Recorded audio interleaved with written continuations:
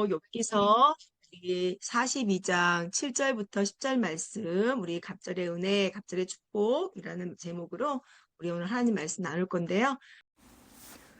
성경 봉독하겠습니다. 욥기 42장 7절에서 10절 말씀입니다. 여호와께서 욥에게 이 말씀을 하신 후에 여호와께서 대만 사람 엘리바스에게 이르시되 내가 너와 내 두 친구에게 놓아노니 이는 너희가 나를 가리켜 말한 것이 내 종 욥의 말같이 옳지 못함이니라. 그런즉 너희는 수소 7가 순양 7을 가지고 내 종 욥에게 가서 너희를 위하여 번제를 드리라. 내 종 욥이 너희를 위하여 기도할 것인즉 내가 그를 기쁘게 받으리니 너희가 우매한 만큼 너희에게 갚지 아니하리라.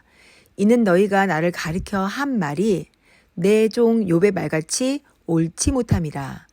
이에 대만 사람 엘리바스와 수아 사람 빌닷과 나아마 사람 소발이 가서 여호와께서 자기들에게 명령하신 대로 행하니라. 여호와께서 욥을 기쁘게 받으셨더라.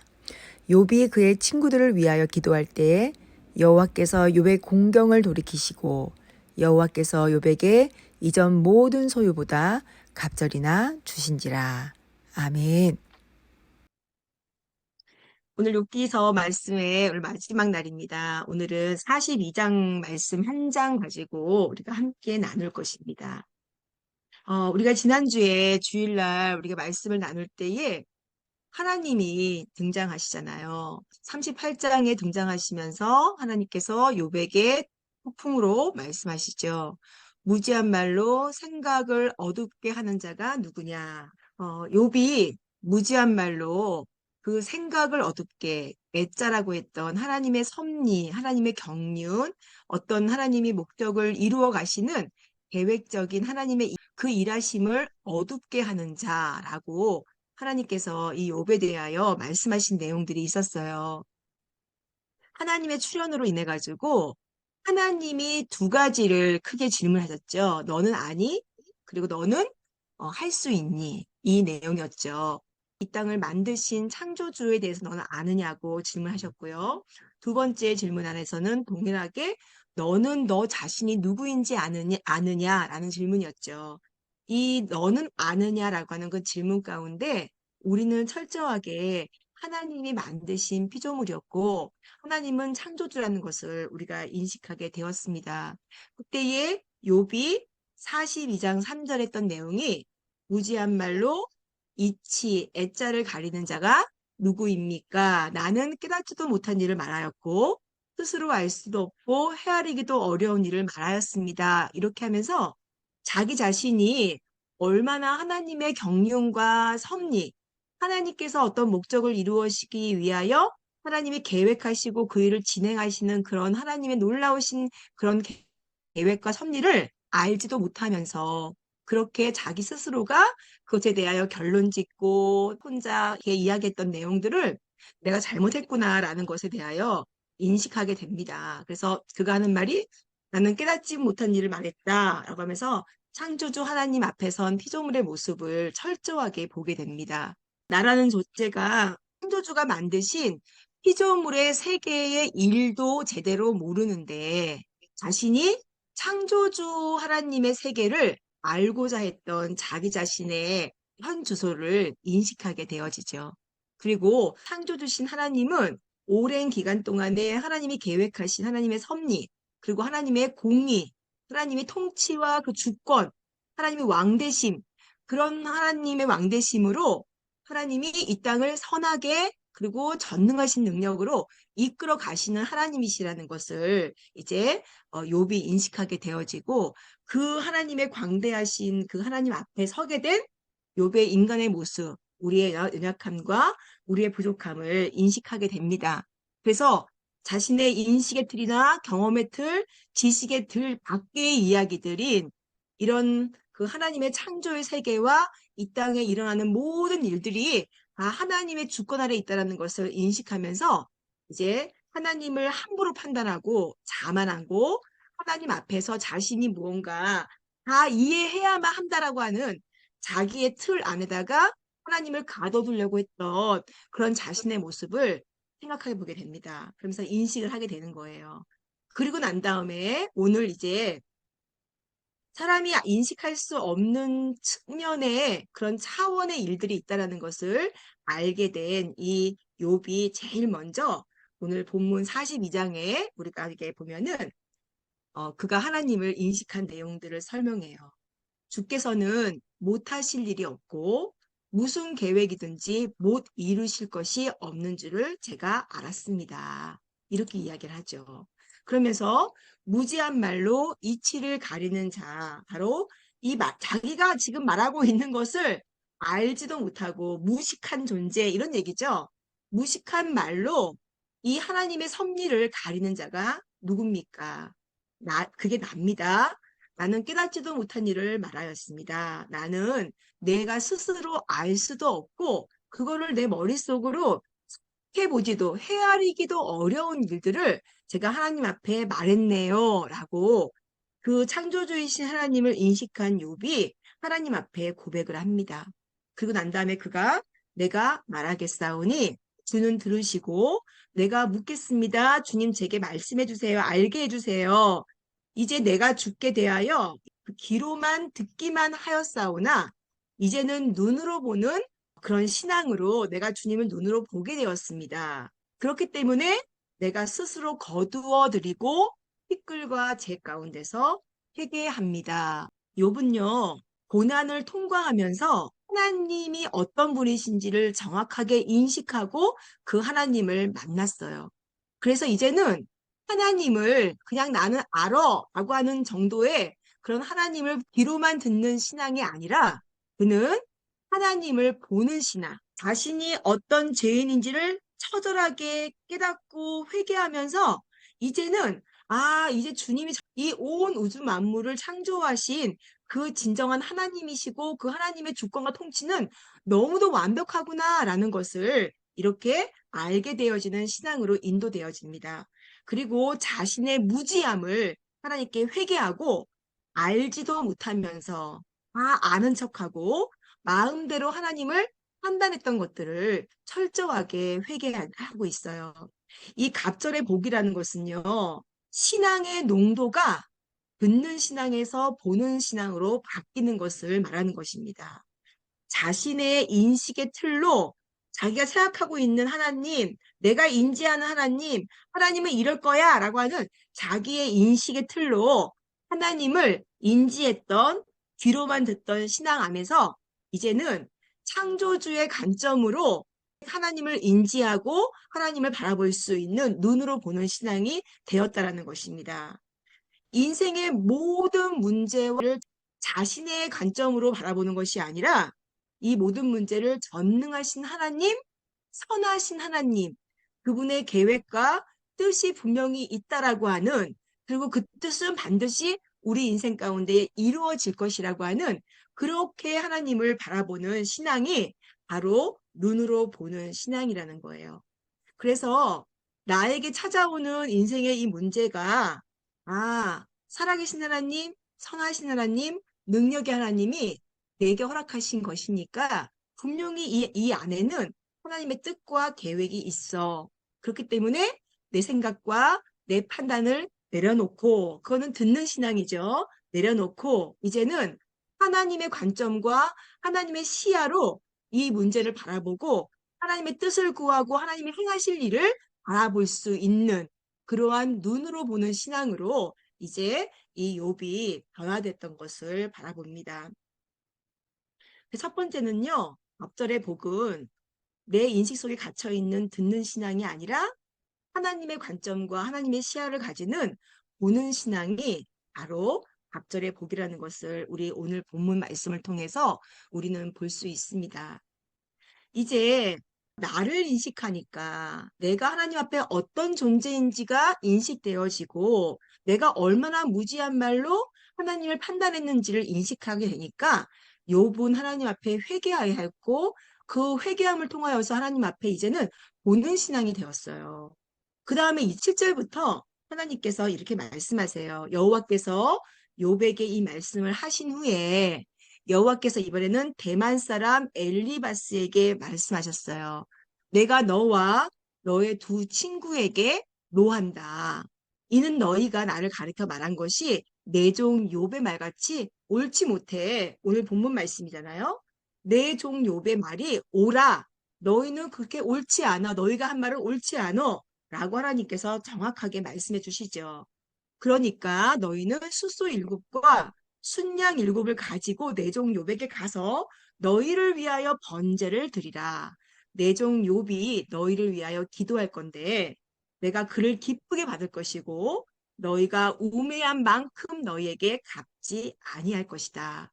이는 너희가 나를 가르쳐 말한 것이 내 종 욥의 말같이 옳지 못하다라고 하면서 이 세 명의 친구에게 욥에게 가서 번제를 드리고 그리고는 욥이 자신들을 위해 기도해 주는 것에 대하여 하나님께서 명령하셨어요. 이에 대만 사람과 이 엘리바스와 빌닷과 소발이 가서 여호와께서 자기들에게 명령하신 대로 말씀하신 대로 이렇게 다 행하니까 여호와께서 욥을 기쁘게 봐주셨다라고 말씀합니다. 욥은 하나님이 누구이신지를 정확하게 인식했고 자기 자신이 얼마나 무지한 말로 하나님의 그 섭리와 경륜을 이해하지도 못하면서 하나님 앞에 항거했던 자신의 죄된 모습들을 인식했어요. 그리고 철저하게 하나님 앞에 회개하고 그의 관점과 그의 사고와 이런 모든 것들이 자기의 인식 속에 갇혀 있는 것이 아니라 하나님의 관점으로 바라보는 자리에 서게 되었어요. 그리고 난 다음에 하나님께서 지금 이 욥에게 무엇을 원하시냐면은 자신을 정죄했던 친구들, 그 욥이 친구들을 향해서 어떻게 이야기했어요? 너희는 나에게 재난을 주는 친구야. 라고 그렇게 욥이 너무도 많이 받았던 상처들에 대한 부분들, 자신을 위로해 주기를 바랬던 그런 친구들에 대해 나는 그런 기대와는 상관없이 자기를 정죄하고 죄인 취급하고 회개를 촉구했던 그 너무도 내가 용서할 수 없는 그 친구들을 욥이 용서하는 자리 가운데에 하나님께서 지금 이 모든 설정을 하고 계시다라는 것을 우리는 보게 됩니다.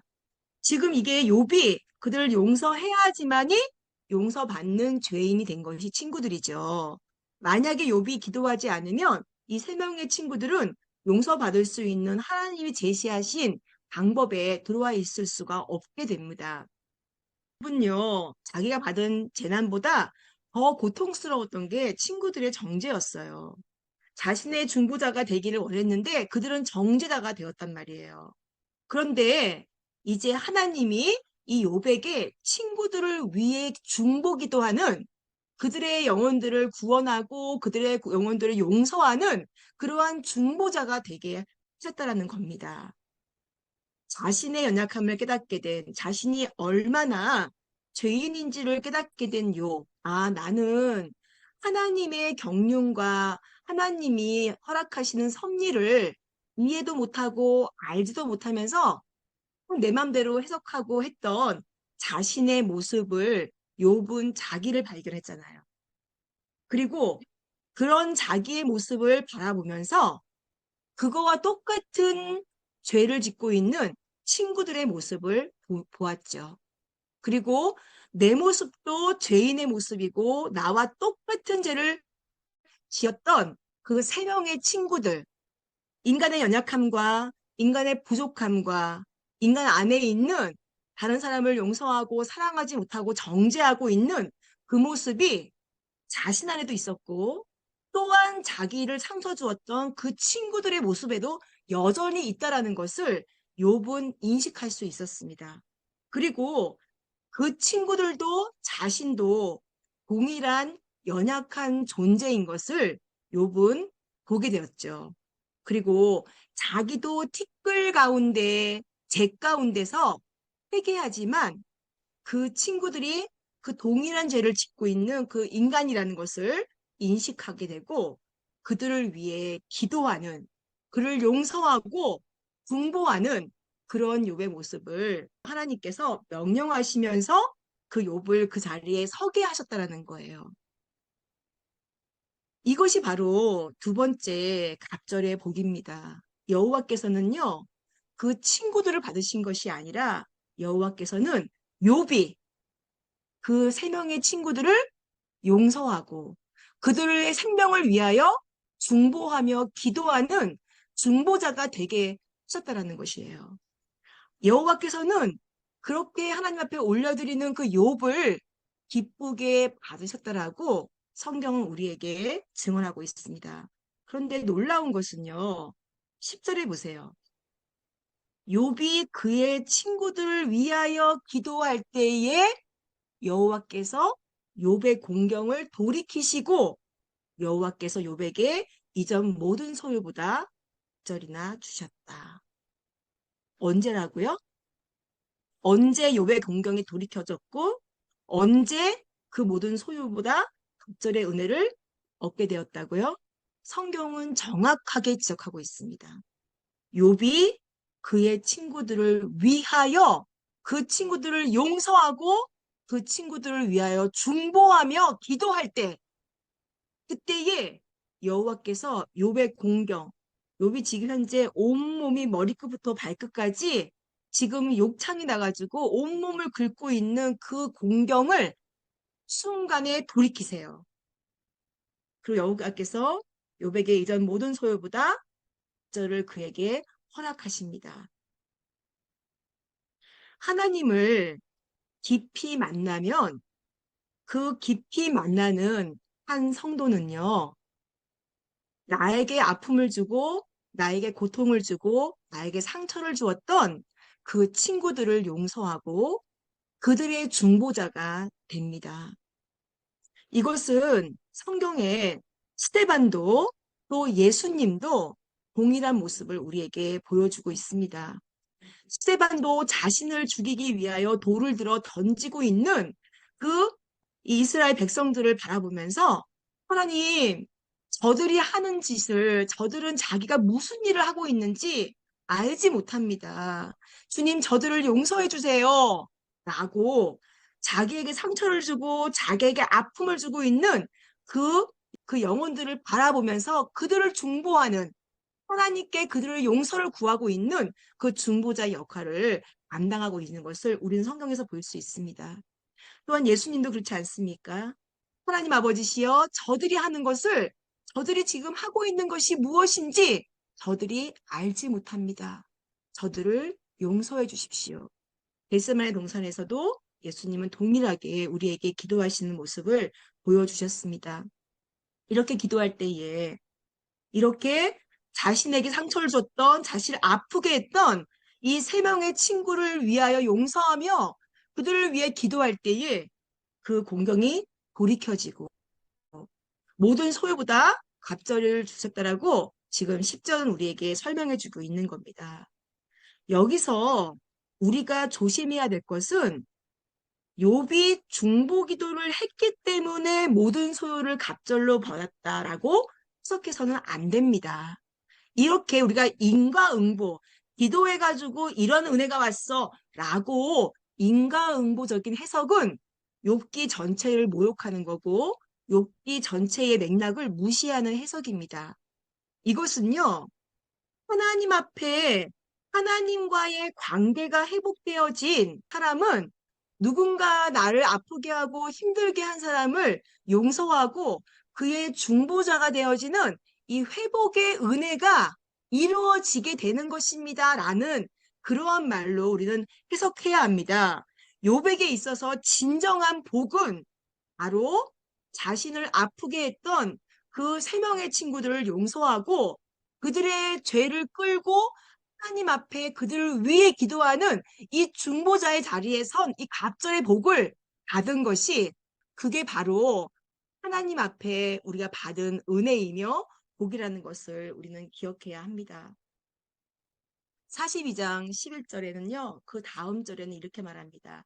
이에 이렇게 욥이 하나님과의 관계가 회복되어지고 나를 아프게 했던 자들을 용서하며 그들을 위해 중보기도하며 그들과 관계가 회복되어지니까 11절에는 이에 그의 모든 형제와 자매와 이전에 알던 이들이 다 와서 그의 집에서 그와 함께 음식을 먹고 여호와께서 그에게 내리신 모든 재앙에 관하여 그를 위하여 슬퍼하며 위로하고 각각 퇴시타 하나씩과 금고리 하나씩을 주었다라고 11절에는 증거하고 있습니다. 이 각절의 복은요, 듣는 신앙에서 보는 신앙으로 하나님과의 관계가 더 흔해지어지는 그런 복을 받은 것이고요. 앞절의 복은요, 나를 아프게 하고 나를 힘들게 했던 그 사람을 용서하고 내가 그를 위해 기도하며 하나님께 그 중보 역할을 그런 감당할 수 있는 자가 되어지는 것이 바로 갑절의 복이며, 또한 그렇게 됐을 때에 이제는 내 주변에 있는 이웃 간의 관계가 회복되어지는 것이 바로 갑절의 복의 내용이라는 것을 우리는 오늘 본문을 통해서 알 수 있습니다. 왜냐하면은 이의 모든 형제와 자매와 이전에 알던 이들이 욥이 고난 당할 때 어떻게 했어요? 19장 욥기 19장 13절에서 14절에 보면은 나의 형제들이 나를 멀리 떠나게 하시니 나를 아는 모든 사람들이 내게 낯선 사람이 되었구나. 내 친척은 나를 버렸으며 가까운 친구들은 나를 잊었구나. 이게 지금 이 이웃의 관계가 깨어진 모습, 하나님과의 관계가 정확하게 인식이 회복되어지고 하나님이 창조주, 나는 피조물, 이 모든 것 안에서 하나님의 하나님 되심이 내 인생 가운데 이루어지는 게 최고의 은혜구나 라는 것을 인식하게 된 이 욥이 용서와 중보자가 되어지니까 지금 그 모든 주변에 있는 형제와 자매와 이전에 알고 있던 모든 이들이 다 함께 관계가 회복되어지고 같이 음식을 먹고 여호와께서 내리신 재앙에 관하여 그를 위하여 이제는 버리지 않고 슬퍼하며 위로해주고, 여기 캐스터 하나씩이라고 주었다는 거, 금고리 하나씩을 주었다는 얘기는요, 존경한다. 나는 너를 리스펙트하고 굉장히 네가 프라우드하다. 이런 의미예요. 그 시대 가운데에. 그래서 이렇게 하나님의 그 관계가 회복되어지고 내가 나와 원수되었던 아니면 나를 아프게 했던 자들과 그들을 용서하고 회복되어지니까 이제는 그 주변에 있는 이웃 간의 관계 회복이 이루어졌다라는 것을 42장은 우리에게 증명하고 있습니다. 이제는 12절부터 보면은요, 여호와께서 그 욥의 말년에 욥에게 처음보다 더 복을 주신 내용들을 설명하는데 이것은 가정과 소유물의 회복이라는 것을 우리는 볼 수 있어요.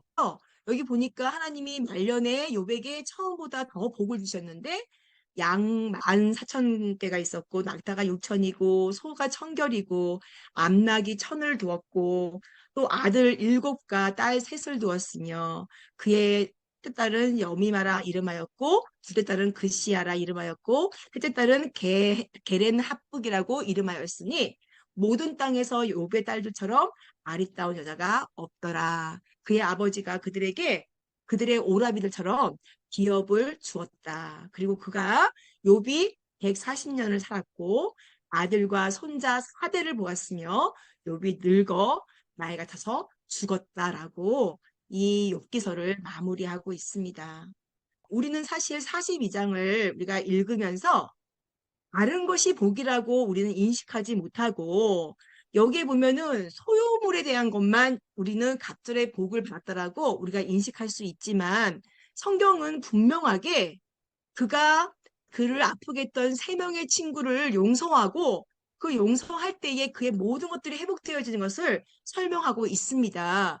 그래서 갑절의 복은요, 단순히 보여주는 소유물의 어떤 회복만이 아니라는 것을 우리는 분명하게 기억해야 합니다. 왜냐하면 이런 소유물보다 더 중요한 것은 관계 회복이라는 것을 우리는 기억해야 합니다.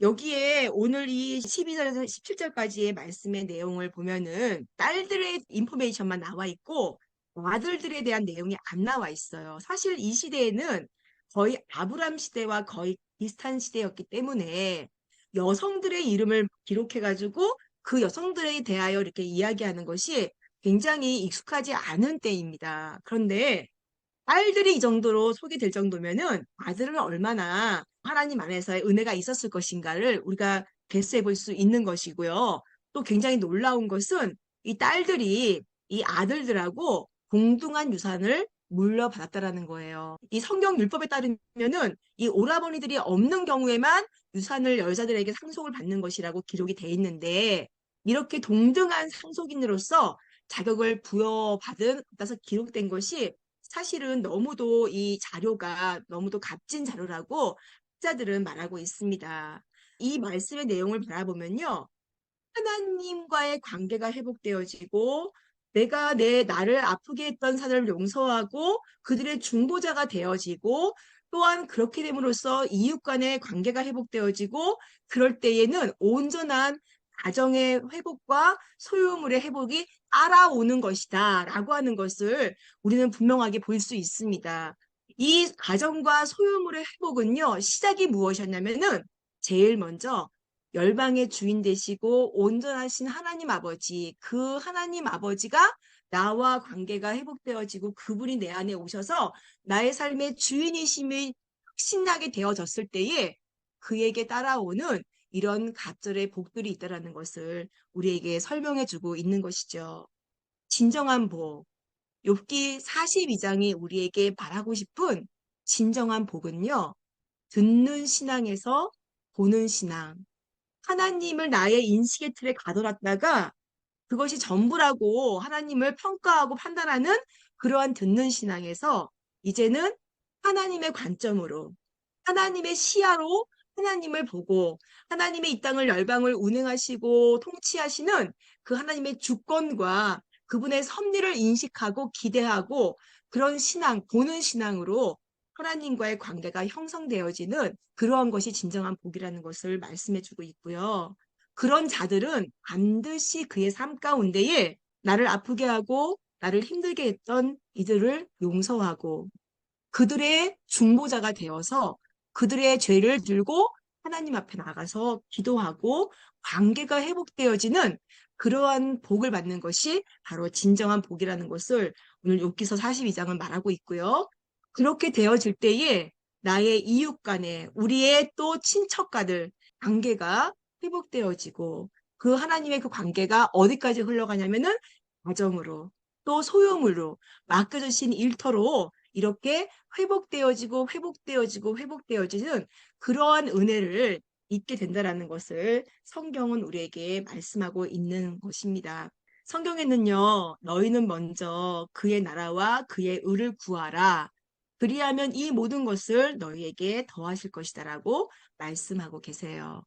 주님이 우리에게 말씀하시는 그의 나라는 어디죠? 바로 하나님의 통치와 다스림이 있는 하나님과의 관계가 형성되어져 있는 그곳이에요. 그리고 그의 의를 구하는 것은 우리가 우리에게 완전한 의로 주신 예수 그리스도 그 주님을 우리 안에 날마다 그 주님이 나의 삶의 전부입니다를 고백하며 구하는 삶입니다. 이렇게 하나님과의 관계, 하나님의 나라, 그분의 통치와 다스림이 내 안에 오셔서 나를 통치하시고 다스려 주시는 그 나라가 내 안에 임하는 거, 내 인생의 주인이 예수님이신 것을 고백하는 거, 그렇게 기도하며 나아갈 때에 그리하면 이 모든 것들, 먹을 거, 입을 거, 마실 거 염려하지 마라고 하시는 그 모든 것들이 하나님의 은혜 안에 더하여지는 것이 바로 은혜이고 하나님 앞에 받는 복이라는 것을 우리는 기억해야 합니다. 우리는 지난 5주 동안 욥기서를 나눴습니다. 욥기는 두 가지 질문에 답을 주는 책이었죠. 우리는 왜 하나님을 믿는가? 두 번째 질문은 의인에게 왜 고난이 찾아오는가? 왜 하나님을 믿는가에 대한 질문은 사단이 하나님께 제기했던 질문이었어요. 하나님, 까닭없이 욥이 까닭없이 인간들이 하나님을 믿는 것 같습니까? 하나님에게 받아낼 콩고물이나 하나님 앞에 받아낼 어떤 썸띵들이 있기 때문에 하나님을 믿는 거지요. 어떤 그 질문 앞에서 욥은 하나님으로부터 받았던 재산과 또 자녀와 그 여러 가지 것들 때문에 하나님을 믿는 것이 아니라 그 모든 것이 다 날아갔을지라도 하나님을 믿는 이유는 하나님이 나의 하나님이시기 때문에, 하나님이 내 아버지시기 때문에, 나의 전능자이시기 때문에, 나의 주권자이시기 때문에 나는 그 하나님을 그 어떤 상황과 어떤 것과 관계없이 하나님을 믿는다라고 그는 삶을 통하여서 보여주었어요. 그런데 그랬던 욥에게 스스로에게 답이 없는 질문들을 가지고 있었죠. 그렇다면 왜 의인들은 이런 고난을 받아야 하는가? 왜 이런 고난이 찾아오는가? 내가 정말로 이만큼의 큰 고난을 받을 만한 나에게는 죄가 없는데 왜 나에게는 이런 고난이 찾아왔을까? 욥은 반문하고 반문하면서 하나님 앞에 끊임없이 하나님 앞에 호소하고 하나님께 그 질문을 합니다. 하나님이 찾아오셨고 욥을 만나주셨고 하나님이 이 모든 우주 만물을 운행하시고 통치하시는 하나님의 섭리, 그 하나님의 주권 가운데 이 모든 우주 만물이 운행한다는 것을 하나님은 그에게 말씀하셨어요. 그리고 이 의인들에게 찾아오는 고난에 대하여 하나님은 성경을 통해서 말씀하십니다. 시편 우리 119편에 보면은 67절에서 71절 말씀에 고난 당하기 전에는 내가 그릇 행하였고 내가 주인 되어서 내가 원하는 것을 하며 살았던 그런 삶을 살았는데 이제는 주님의 말씀이 무엇인지 알았고 그 주의 말씀을 지킵니다. 그래서 이제 나는 주님의 율법을 즐거워하는 자가 되었습니다. 그렇기 때문에 고난당하는 것이 나에게 유익입니다. 이것으로 인해 가지고 내가 하나님의 율례, 그 법도와 그 말씀의 본질이 무엇인지 내 인생의 그 삶의 진정한 의미와 정말 중요한 본질이 무엇인지를 그 고난을 통하여서 배웠다라고 시편 기자는 말하고 있지요. 또한 순종과 겸손을 배우는 것이 고난이라는 것을 우리는 성경에서 찾아낼 수 있습니다. 역대하 33장 12절에 보면은 그가 고난 가운데 있을 때에 주 그의 하나님을 구하고 그의 조상의 하나님 앞에서 크게 겸손하여졌다라고 말하고 있습니다. 고난은 우리로 하여금 하나님이 누구이신지 나의 삶의 진정한 본질이 누구이신지를 깨닫게 하므로 내가 내 인생의 주인이 아니라는 것을 인정하고 겸손하고 하나님 앞에 그 순종하는 자리로 우리를 이끌어주는 것을 우리는 볼 수 있습니다. 또한 고린도후서 1장 8절에서 9절의 말씀을 보면요. 바울이 너무도 많은 심한 고난을 당하고 살 소망까지 끊어지고 자신은 사형 선고를 받은 줄로 알았더라고 고백하고 있어요. 그때에 그런 모든 것들을 그 고난들을 환난들을 당하게 된 이유는 우리로 하여금 자기를 의지하지 말고 자기 자신을 의지하지 말고 오직 하나님만 의지하게 하시려고 우리에게 이런 고난들을 허락하셨다라고 성경은 이야기하고 있습니다. 시편 34편 19절에 보니까 의인은 고난이 많으나 주께서 그 모든 고난으로부터 그를 구해내시는도다. 아멘. 그 고난 가운데에 우리는 하나님만을 의지하는 법을 배우게 되고 결국에 그 고난에 있는 의인들을 하나님께서 건져내시는 경험을 하게 됩니다. 그러므로 베드로전서 4장 1절에서 2절 말씀을 보면은 예수님 또한도 육체의 고난을 받으셨으니 너희도 같은 마음으로 갑옷을 삼으라고 하면서 사람의 정욕을 따르지 않고 하나님의 뜻을 따라 육체에 남아있는 시간들을 살게 하려고 이런 고난들이 왔다라고 말씀하고 있습니다.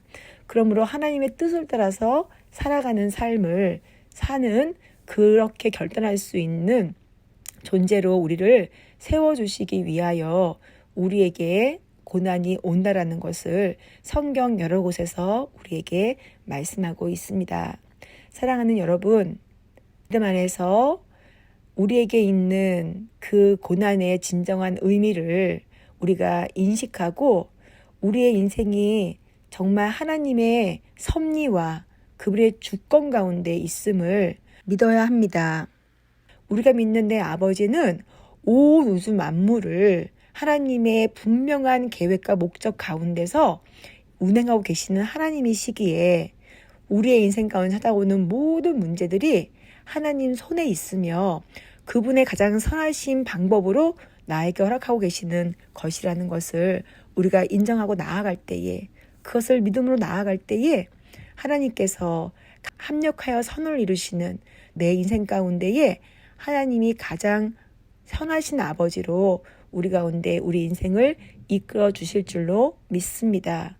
그 어떤 콩고물 때문도 아니고 나의 진정한 아바 아버지시기 때문에 우리는 그분을 믿으며 또한 우리에게 오는 이 고난 앞에서 오로지 그 하나님만을 신뢰하고 귀로 듣는 신앙이 아니라 보는 신앙으로, 그리고 우리가 이 열방의 중보자의 삶을 살아가는 자리로 우리를 세우시는 그 은혜에 감격하면서 우리 가족과의 화해, 내 옆에 있는 이웃 간의 화목, 그렇게 하나님이 허락하시는 그 우리에게 주시는 그 은혜를 누리면서 살아가기를 주님의 이름으로 축복합니다. 기도하겠습니다.